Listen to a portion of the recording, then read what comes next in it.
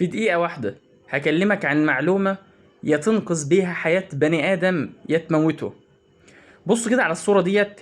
اللي انت شايفه قدامك في الصورة ديت هي هايبر اكيوت تي ويف.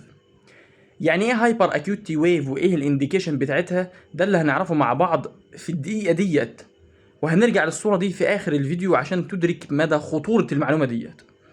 هايبر اكيوت تي ويف انا بقول عليها هايبر اكيوت لو كانت اكبر من مربعين كبار في التشيست ليد او مربع كبير في الليمب ليد. التشيست ليدز اللي هي من V1 ل V6 والباقي اسمه ليمب ليدز. طيب الهايبر اكيوت تي ويف ديت معناها حاجه من الاثنين، يا اما هايبر كاليميا يا اما الايرليست فيز اوف مايوكارديال انفاركشن. تخيل مايوكارديال انفاركشن.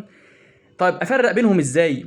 بالنسبه للهايبر كاليميا هتلاقي الويف شاربلي تنتد، عامله زي الخيمه كده، بتلاقيها فيري شارب، وبتلاقيها ديفيوز في اكتر من ليد كتيره جدا ومتفرقه في الاي سي جي.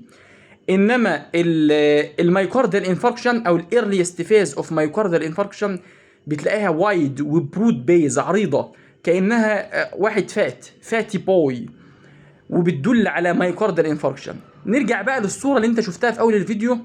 الصوره ديت هي مايوكاردال انفاركشن. تخيل مايوكاردال انفاركشن. المعلومه ديت لو انت ما عرفتهاش ممكن تموت العيان ده، ولو عرفتها هتنقذ العيان ده.